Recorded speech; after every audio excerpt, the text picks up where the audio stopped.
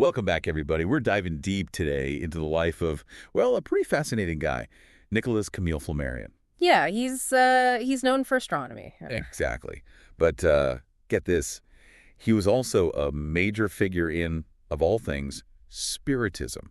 Wow, astronomy and spiritism. That's quite the combo. How did that happen? That's what we're here to find out.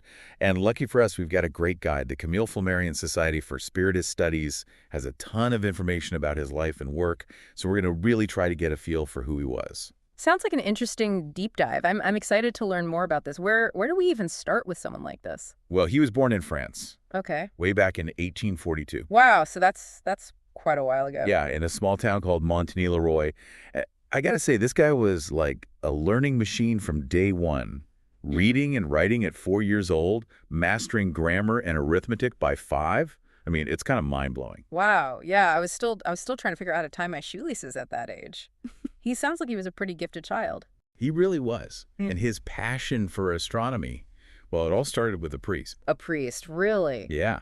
Apparently, this priest gave some lectures on astronomy, and Flammarion was totally hooked. That's what sparked his lifelong fascination with the stars. That's incredible. You never know where inspiration's going to come from. You really don't. But his path wasn't exactly paved with stardust, if you know what I mean. Yeah. He went through some tough times financially early on. It's hard enough to pursue your passions when you're struggling to make ends meet. Oh, absolutely. So how did he manage? I mean, studying astronomy isn't exactly a cheap hobby. Well, there's this story. Yeah. Get this. He was at Mass one day and actually fainted. Oh my goodness. Was he okay? Yeah, thankfully. Mm. But the doctor who treated him, a Dr. Edouard Fournier, discovered something amazing. Flammarion had a 500-page manuscript with him titled Cosmogonia Universal. Wait, hold on. A 500-page manuscript. How old was he at this point? Only 16. 16. You're kidding. That's remarkable. Right. So Dr. Fournier, I guess he saw something special in Flammarion, something beyond the fainting spell. He became his mentor and helped him get a position at the Paris Observatory. Wow. Talk about a lucky break. What a turn of events. It really was. But even at the Paris Observatory, he faced some pushback. Oh. The director, a guy named Leverrier, was kind of a tough cookie. He had a hard time believing that someone so young could really grasp these complex astronomical concepts. I guess that's the classic struggle between the old guard and the new generation. Happens everywhere, doesn't it? It really does. But maybe those challenges were actually a good thing for Flammarion. Maybe they fueled his drive.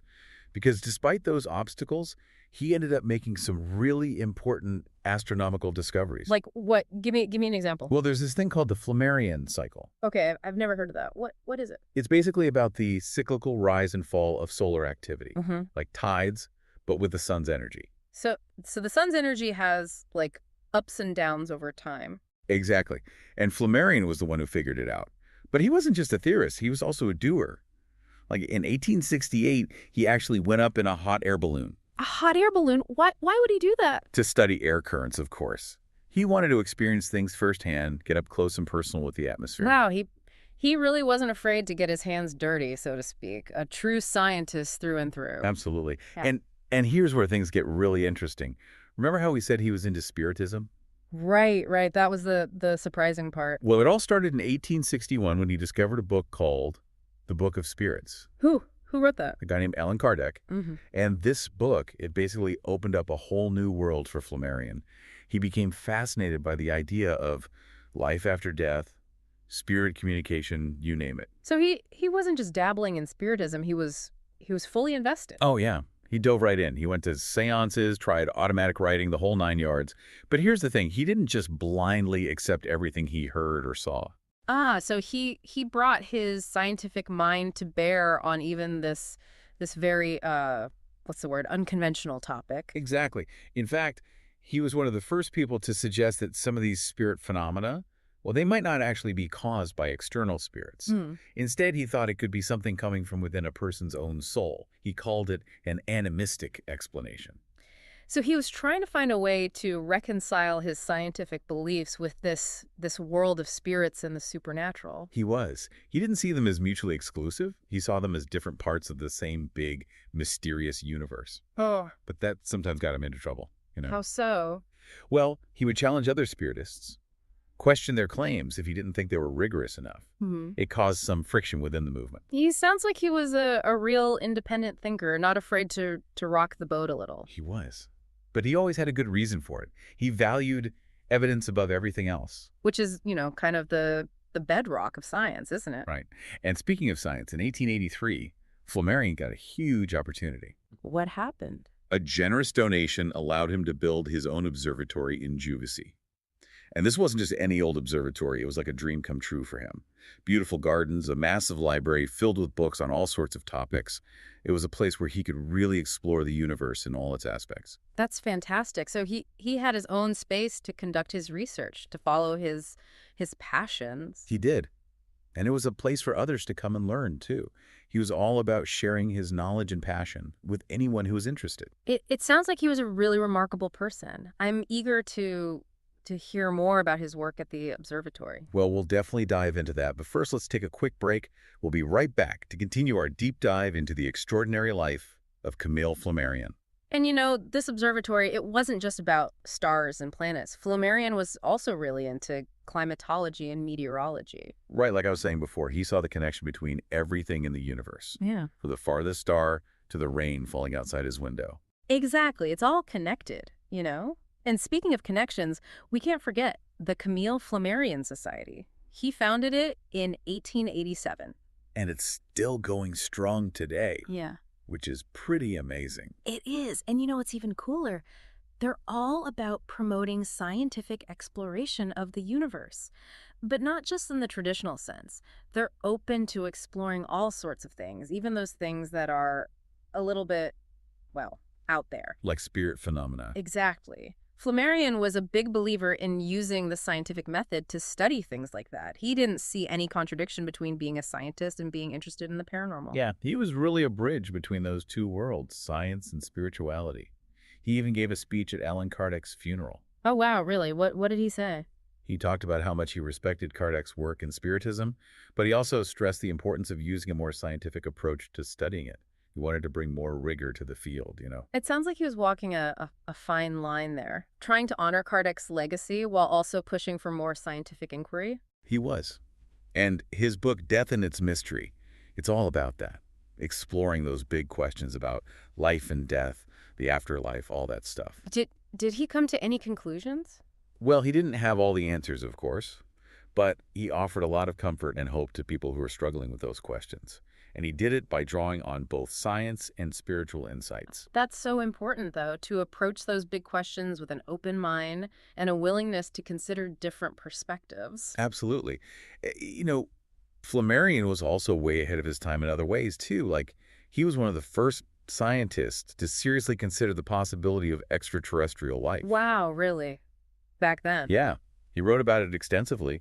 He believed that there were probably other inhabited worlds out there in the vastness of space. It's amazing to think that he was already thinking about that back in the 1800s. What a visionary. He really was. But it wasn't all smooth sailing for him, He faced a lot of criticism, both from the scientific community and from within the Spiritist movement. That's understandable. It's always hard to be a pioneer, to challenge the status quo. It is. But Flammarion never backed down. He kept pushing forward, pursuing his research and sharing his findings with the world. So what do you think? What drove him to achieve so much, to overcome all those obstacles? Well, I think it was a combination of things. He had an unquenchable thirst for knowledge, a burning desire to understand the mysteries of the universe. And he was incredibly dedicated to his work. And let's not forget his passion. It's clear that he was deeply passionate about both astronomy and spiritism. Absolutely. And that passion is contagious. When you read his work, you can feel his enthusiasm, his excitement about exploring these big ideas. And that enthusiasm, that's what makes his work so enduring. It's what still draws people to his writings today. It's true. Even though he lived over a century ago, his work still feels relevant, still has the power to inspire us to look up at the stars and wonder about our place in the cosmos. And to think about the mysteries that lie beyond our physical existence. To consider the possibility of life after death, of communication with spirits. And to approach those mysteries with an open mind and a scientific spirit. That's the legacy of Camille Flammarion. A legacy of wonder, curiosity, and a deep love for the universe and all its mysteries. Okay, so we've talked a lot about Flammarion's work, his accomplishments. But what about the man himself? What was he like on a personal level? Well, based on what we know from the Camille Flammarion Society, he was a man of deep convictions, but he was also very humble. He never stopped questioning, never stopped learning, and he wasn't afraid to admit when he didn't know something. That's so refreshing, though. In a world where everyone seems to have all the answers, it's nice to see someone who's willing to admit that they don't know everything. Exactly, and Flammarion was always open to new ideas, to different perspectives. He even disagreed with other spiritists sometimes. He was a real independent thinker, wasn't he? He wasn't afraid to challenge the status quo, even within a movement that he was a part of. That speaks volumes about his integrity, I think. He wasn't afraid to stand up for what he believed in, even if it meant going against the grain. And he was always driven by a desire to find the truth, to get to the bottom of things, whether he was studying the stars or exploring the mysteries of the spirit world. And that's something we can all learn from, I think. To approach life with that same sense of curiosity, that same willingness to question and explore. Absolutely. So as we wrap up this deep dive into the life and work of Camille Flammarion, I'm curious to hear your thoughts. What are your key takeaways from all of this? What resonates with you most about his story? It's tough to pick just one thing. I mean, his dedication to science, even when dealing with something as unusual as Spiritism, that really stands out. Right. It's like he was saying, hey, whether we're talking spirits or souls, the universe is full of mysteries, Yeah, and we got to use our brains to figure them out. exactly. And that's what makes him so, so important, even today. He wasn't afraid to challenge what everyone thought they knew, and he never stopped trying to understand more. He was a true pioneer in astronomy, in spiritism, in just thinking differently about the world. And what's amazing is that he didn't just keep all that knowledge to himself. Right. His books were huge hits, and he loved giving lectures, sharing his passion with everyone, not just scientists. He really wanted everyone to be able to understand these big, complicated ideas, and he did it. Yeah, he was a great communicator. He made science and spirituality accessible. And think about his observatory. It wasn't just some stuffy research lab. It was a place for people to gather, to learn, to discuss, a real community. A community of thinkers and explorers just like him. Okay, so here's the thought to chew on as we wrap up. Imagine Flammarion alive today with all the technology we have now. Oh, wow, yeah. Quantum physics, fMRI scans, instant global communication. He'd be in his element, Yeah. diving headfirst into all those things, trying to understand how they can help us learn more about the universe, about ourselves. He'd probably be using those tools to study mediums, to look at the brain during those psychic experiences. Oh, absolutely. But even with all the fancy gadgets, I think he'd still be the same Flammarion at heart. Right. Curious, rigorous, open-minded, never satisfied with easy answers. Always pushing the boundaries of knowledge. That's the true legacy of Camille Flammarion, I think. A legacy that reminds us to keep asking questions, keep exploring, keep wondering. Because who knows what incredible discoveries are still out there, just waiting to be made. And that's what makes this whole journey so exciting, isn't it? The possibility of discovering something new, something that changes our understanding of the universe and ourselves. It is. And on that note, I think it's time to wrap up our deep dive into the world of Camille Flammarion. We hope you've enjoyed this journey into the life of a man who truly embodied the spirit of scientific inquiry and spiritual exploration. A man who showed us that it's possible to embrace both science and spirituality, to look to the stars and to the soul, to seek answers in the vastness of the cosmos and the depths of our own being. Thanks for joining us on this adventure. We'll see you next time for another deep dive into the fascinating world of history, science, and the unexplained.